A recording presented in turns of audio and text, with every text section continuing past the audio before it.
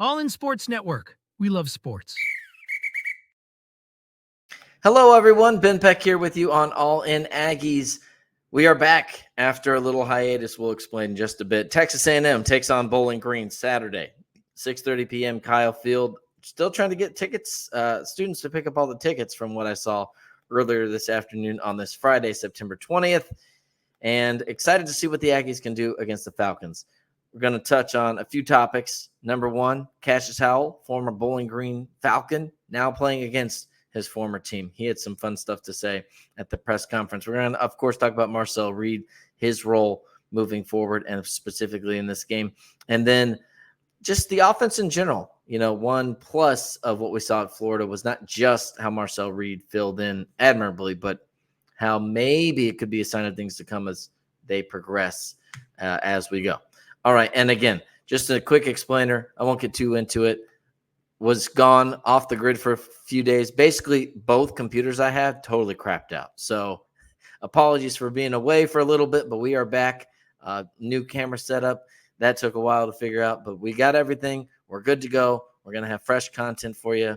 Friday, we'll do the pecking order. Tomorrow morning, Saturday, just top 5 things to look forward to. And then Sunday, full recap from Texas A&M Bowling Green. And we'll also touch on some of the other stuff going around on campus. All right, without further ado, let's get right to it.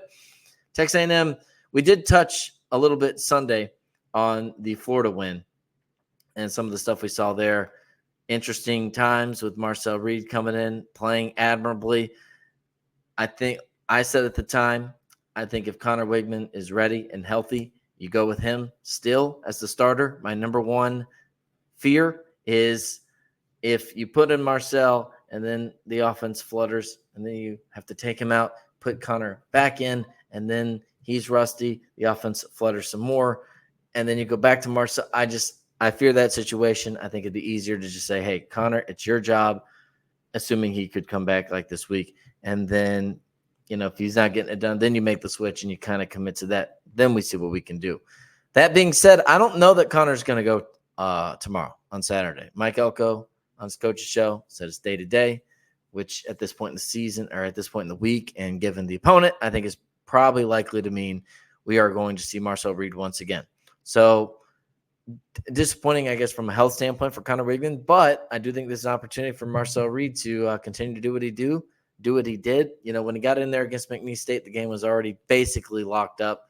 You weren't going to do anything too crazy. You had such a lead to where you probably could open it up more than the Florida game, for example, where you do have to be smart about how you're managing the time and everything else. And so Marcel Reed, I will say an addendum to what I said earlier. If Marcel Reed takes this opportunity by the horns, if he starts against Florida, against Bowling Green, things are rolling. I think that maybe does change the calculus a little bit. When I said go Connor, that was with the assumption that maybe Connor could come back this week. But if Connor's out for a couple weeks, the offense is rolling, they're grooving, top 25 team, they're looking good. You don't want to mess that up. I get it. And Arkansas, as for that game, I think if Connor still wasn't ready for the Arkansas game and Marcel got you a win against Florida, Bowling Green, and Arkansas, then at that point I do think it'd be tricky to go back to Connor. But good problem to have, good situation to be in. Still, there is room to grow for Marcel. Like I said, when he came in, the bowl game was fantastic against Oklahoma State, and Oklahoma State was trying to win that bowl game. So, he had almost 400 yards passing in there with not a lot of help because of all the transfers, the guys going pro, what have you. He played well there. Florida, McNeese State was a little touch and go, as we mentioned. He was a little limited. The play calling was a little limited by design. And Florida, as good as he was, again, 11 for 17, 178, 2 touchdowns, ran for some yards, made plays with his legs. But really, the 2 touchdowns were complete coverage bust from Florida. As I said, you've got to take advantage of that and capitalize, which they did. Give them credit. But can you, beat good on good, as they say? Can you throw for, if you needed to, could you throw for 280, 3 touchdowns against tight coverage on, 2 of them or something? I don't know. We'll see. I think that's going to be something we have to figure out. They didn't need to because they were able to push Florida around like crazy and run the ball and play bully ball. So no need to, but hopefully against Bowling Green, we can maybe see a little bit of it. I understand we're probably not going to see too much of it because Arkansas is coming up and or anything new, I guess, is my point. But on that note, we talked to EJ Smith this week at the press conference. By the way, really cool moment for him last Saturday in the Swamp, playing with the number 22 in his dad's old stadium. His dad was there, sort of a honorary, I forget what they called it, but he was there being honored by Florida before the game or during the game. And EJ talked about, what it meant for him, thinking he was a Florida fan his whole life. He wanted to be a Gator, went down there. So anyway, that's an aside. But EJ was talking about the offense. And what have we been talking about on this show? We have said there's things to like, but we want to see, I would like to see, an ability to win in multiple ways. To this point, it's kind of been, until Saturday, it was mostly, grind you down with the run game, control the ball, control the clock, do all this. And now we're starting to see some explosive plays passing down the field and such. And EJ Smith alluded to the fact that maybe we're not quite done with seeing some of those things sprinkled in. I mean, we have such a versatile offense, and you guys really haven't even seen too much yet. Y'all have only really been able to see the surface. So,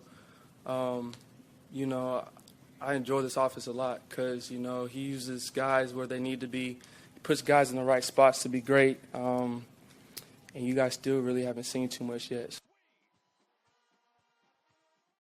So there you go. Still haven't seen too much yet. I thought that was interesting. Now it could be, we say coach speak. It could be player speak. I'm sure every team is still not emptied out all its bag of tricks and is still working through everything, especially any team going through a new coaching staff. That's true.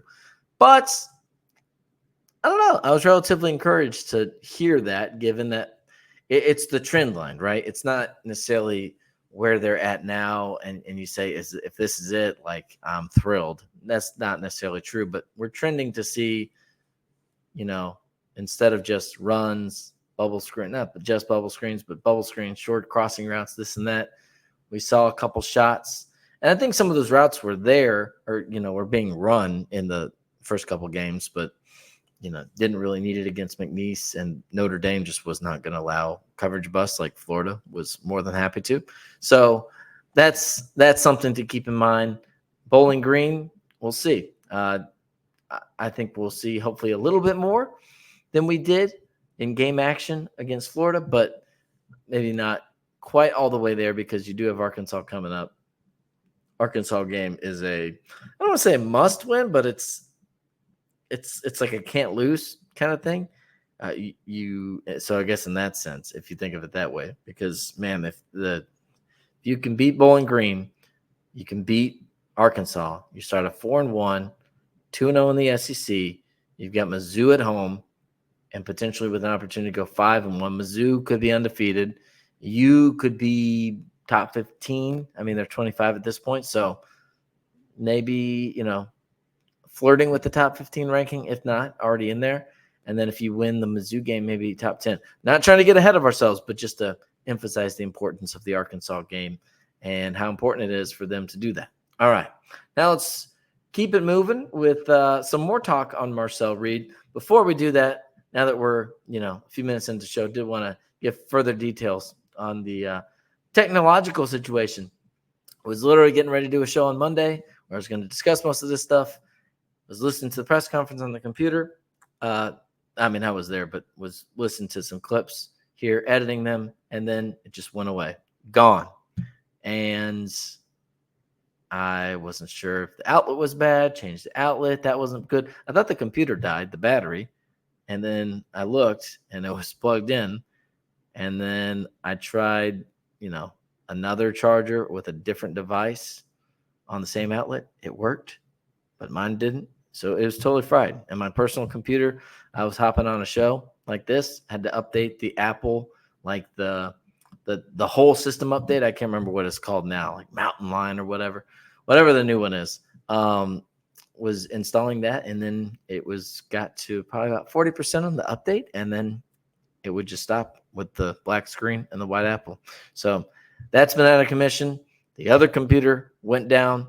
And so I did intend to come on here earlier in the week, but and then I got a computer from my employer to kind of help hold it over, but then it wasn't working with our streaming system and everything else. So now we're settled in. Exhale, take a deep breath. Like I said, we'll have content for you obviously today, the pecking order tomorrow, top 5 things we're looking at. And then on Saturday or on Sunday, we'll recap the game and touch on whatever else is going around Aggie land for Texas A&M fans everywhere. All right, we continue on. Speaking to Marcel Reed, because that is probably the number one storyline, of course, with this team right now. How good is he going to be? Is he going to be the guy moving forward? At what point, if he continues to play out of necessity and play well, does he sort of, I mean, let's be honest, take the job from Connor Wigman and not even by Connor Wigman's fault? It'd be one thing if you said, okay, Connor's available and we still go with him. But the longer this goes where he's unavailable, again, not his fault, but, it's the classic, I'm trying to think of some situations from back in the day where we've seen this, you get hurt. I mean, obviously Tom Brady's the obvious comparison, but we've seen other ones. Colin Kaepernick with the 49ers when he came in and he did his thing and he led them pretty far. So that similar situation in that sense, that's all I'm saying there on the field. Anyways, Marcel Reed looking good. The thing I liked most about Marcel Reed against Florida, couple things. There were some plays where he had opportunities to kind of do the easy read, the quick read, and it was there, right? Like there was the one touchdown to Cyrus Allen. He rolls out to his left. The flat is sort of I don't want to say the primary option. I'm not totally sure, but it's definitely the check down. It's sort of the easy route, right? And it is there. So young quarterback, oftentimes wouldn't be wrong to see that and just go and move it. You get in a rhythm, gone. But for him to roll out and see that the safety, I think it was, basically was letting Cyrus Allen run wide open, and then to, throw on the run a little bit, hit him in stride, touchdown, huge. The touchdown to Theo, I think it was his last read. He talked about it post game. He went through all his progressions and got him in the middle of the field wide open. That shows some growth to me. It's not, it's a lot easier to impress when, your first reads are there and they're open and good play calling and you're just executing and you're executing well. But, what happens when you get into those situations where you have to work through stuff, or when, maybe the primary option, as I said, is not actually the best option. If you can pick that up, that's pretty good. So we heard Texas A&M talk about that at their press conference on Monday. I'm going to toss her this clip because of the computer situations. Was not able to isolate these sound bites, so I'm going to run part of my report from KCN, our NBC broadcast on Monday, and you'll hear from Albert Regis and Coach Elko on Marcel Reed. Again, this is from my Monday report for KCEN TV. And a huge shout out to the redshirt freshman quarterback, Marcel Reed. Got the start on somewhat late notice for Connor Wigman, who's out with an injury.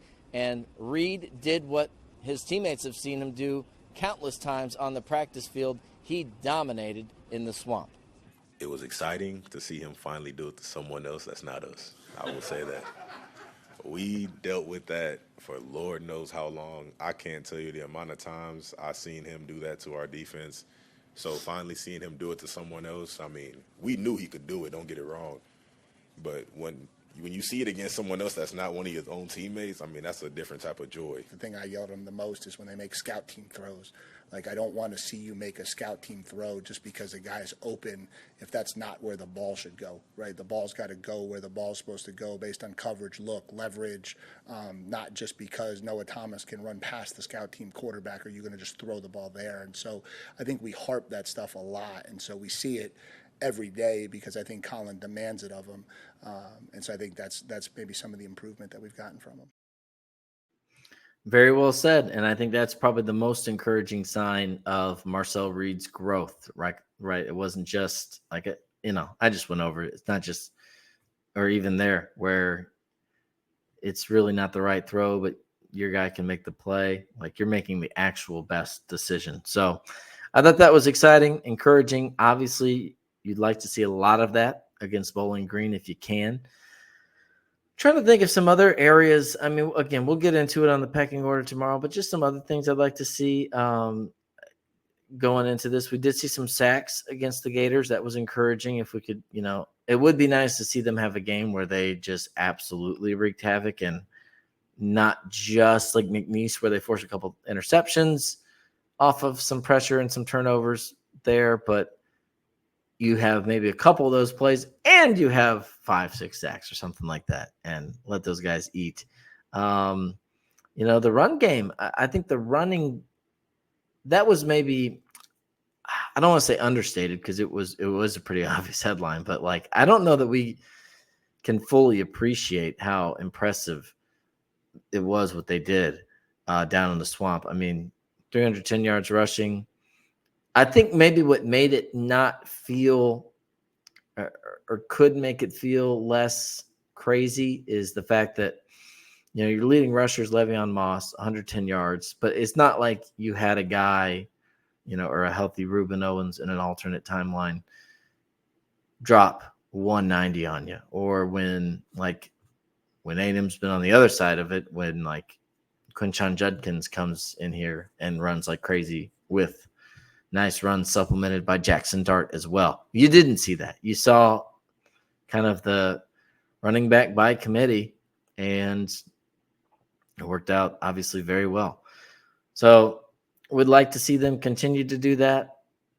Like to see, it was nice to see Theo get involved in the game it was just the one touchdown catch, but still it was nice to see him do that. I do think it would be very helpful and encouraging to see some separation with the wide receivers. Last game, they kind of did it by committee, and they've kind of done that throughout the year because the volume of the passing game hasn't been intense. So it's good. On one hand, it's good to know that it's balanced, but you would also like to see,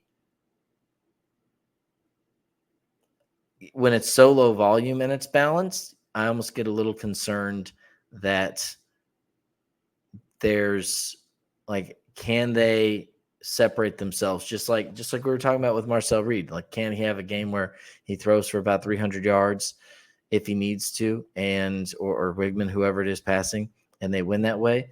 Same with the receivers, right? Like, okay, if each receiver is capable of making a couple receptions per game, Moose a couple games ago, or Cyrus Allen, he's probably been your best option to this point.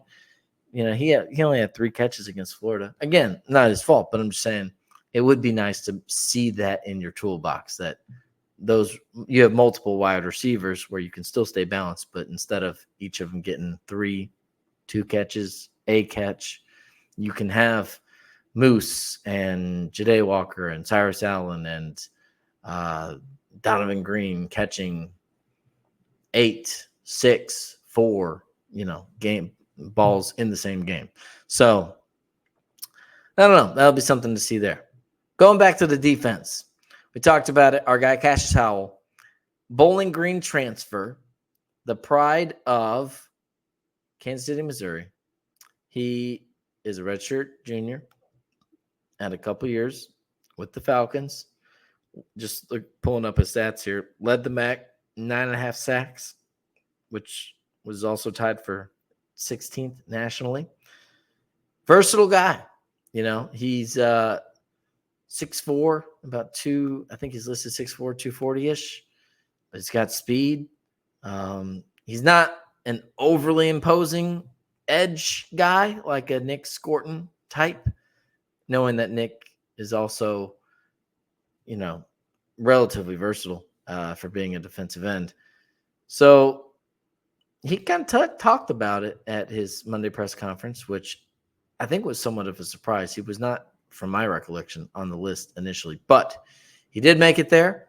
And obviously we had lots of fun talking to him, but he talked about, he was, I think he'll get into it in the soundbite, I can't remember, but he's kind of a late bloomer and he said he didn't get tall until later on. So that was maybe part of it. So as he'll tell in the story, he's a sophomore on the JV team before he really starts to put it together. But this was Cashius Howell recalling how he settled in after basically playing every position at some point in some capacity, eventually found a home on the edge, and just enjoy this description of how that went at the jump. Something that happened to where there was no depth at the edge position on that team for some reason. And then my coach just looked at me. He was like, look, I need you to line right here, run around the fat guy respectfully, go get the quarterback. I said, okay, I could try. I could try this out. First play, I promise, first play ever that I rushed was a strip sack fumble touchdown. So I'm like, is this really all you got to do?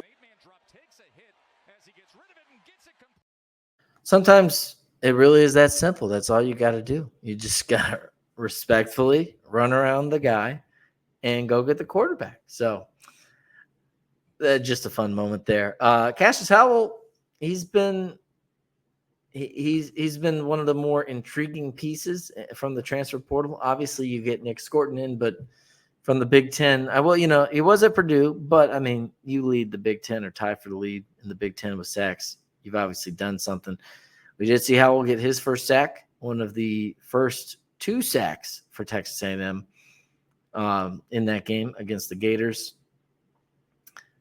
And yeah, just it seems like a guy who can be a nice change of pace, give guys a breather. You've got guys like Nick Scorton, Shamar Stewart, Shamar Turner, if you move them outside, who can kind of give you the volume and do all that. Not that Cashius isn't a tough guy. He has done it at Bowling Green too, but I think if you can kind of use him as a sort of a third down specialist, I like the prospects of what you could see Mr. Howell do for the Aggies. So it'll be a real cool moment for him to have Bowling Green come here.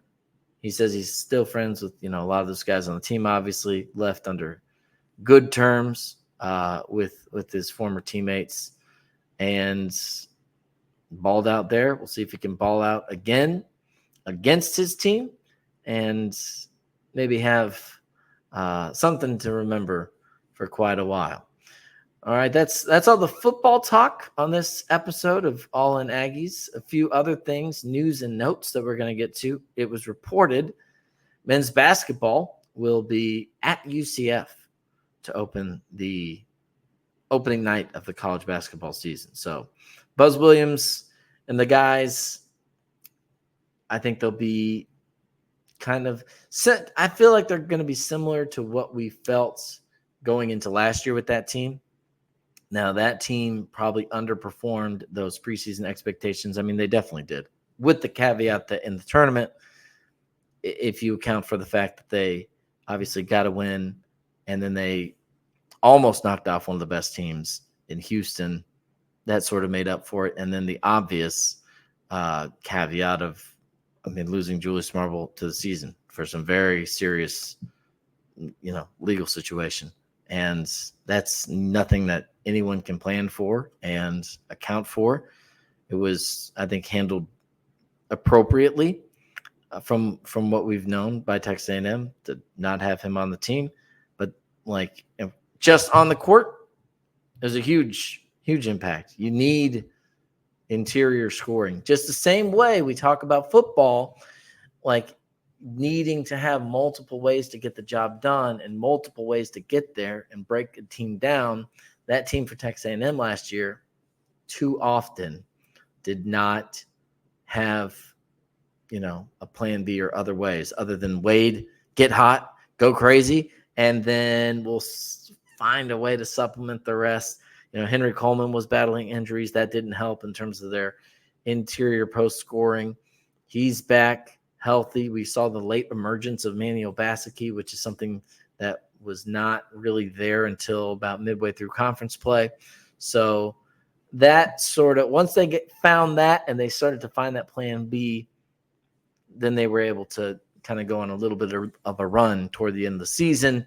But we'll see coming into this year. Obviously, God willing, you have the guys you're planning on having for the rest of the year. see what they can do. I'm excited, encouraged to see the fellows back on the court. All right, a few other notes. Shout out to G. Guerreri and Aggie Soccer. 500 wins in the program, and G. Guerreri has been the only head coach in program history. I think he moved top 4 all time in the NCAA Division I wins list as a head coach. 1-0 win over Mizzou after kind of having a tough trip up to Connecticut. Won the first game over Central Connecticut and then just got spanked, let's just be honest, dominated by UConn 6-0. So they are home for their Turn It Gold game on Sunday, taking on Oklahoma. That's 2 p.m. in the afternoon. Other things going on. Volleyball will be, I believe, yes, at Madison, taking on Wisconsin on Saturday night. So, you got to get the monitor, pull the monitor up, get that ready. If you're not at Kyle Field and doing that, you've got to be prepared to watch the Aggies take on the Badgers and get the Aggies football taking on the Falcons. That's going to be a huge game. Wisconsin, top 10 team. This is a real test. We'll see how legit this volleyball team is. They've been good. They've shown improvement. They are undefeated, 8-0, but now put it to the test. You beat Baylor in an exhibition before the year, 3-1. Baylor, right around the top 25 team usually. So show me what you got. Jamie Morrison and the ladies up in Madison.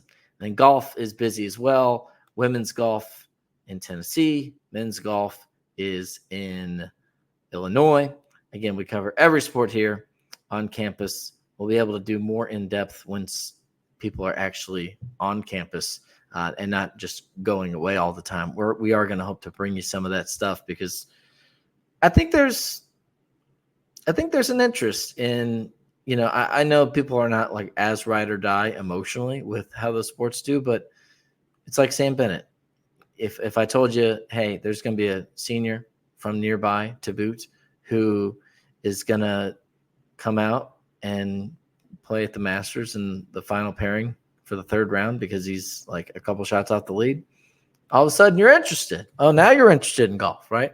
We want to make sure you're connected, plugged in, you're knowing of these things before they happen on the big stage, especially with like the prominent individuals for these teams. Or when women's tennis wins the national championship, like that's cool. I didn't really know anything about the team before then until they were like in the championship game. I saw people talking about it. They got their rings, by the way. Those things are nice. Those things came in this week. So shout out to those ladies. I think they're going to be competing soon in an individual tournament in Waco just for some individual play. If you don't know, tennis switched it recently to where they're going to do the individual national championships in the fall, and then the team championships are in the spring as a separate entity. Normally they did in the spring, kind of a double header. You did your team stuff, and then once that was all done, everyone still stays there, and the people eligible for the singles and doubles competition would go through. But it just, on one hand, it was convenient. Everyone's all there. But on the other hand, just kind of made it a grind. If you either go the distance with your team, then you got to turn around and refocus for, your individual competition. That's a grind. If you lose early in the Elite Eight or even the semifinals, you're disappointed. You're a little upset. Then you got to hang around for a couple days. You're kind of bummed out. And then you got to turn it on again. So now they're going to separate it. And I like that. I like having that the way it is. And then the ladies, if we didn't already say, the ladies are playing in Tennessee for their first round at the Mason Rudolph Championship, not to be confused with the Oklahoma State quarterback, Mason Rudolph. All right, that does it for All In Aggies on this Friday, September 20th. If you have any thoughts, let us know in the comment section. We want to hear from you. Let's start the conversation. How are we feeling about Texas A&M going into Bowling Green on Saturday? We will be back Saturday morning, the pecking order, top 5 things I'm looking forward to in that game. Be sure to keep it locked in here. All In Aggie. Subscribe, like, leave a comment, tell a friend, help us grow this show. We are trying to really make this, another independent space in the media sphere that is actually on the Texas A&M beat, to where, you're not just locked into, legacy media or people have been who are either super close to the A&M program or like A&M athletic department itself. We like having the independence, but we like to be able to have the freedom of the digital platform to be able to do deep dives into certain topics that would not get the time of day on, prints or television, what have you. So thank you so much for joining us, and we will see you back here Saturday morning.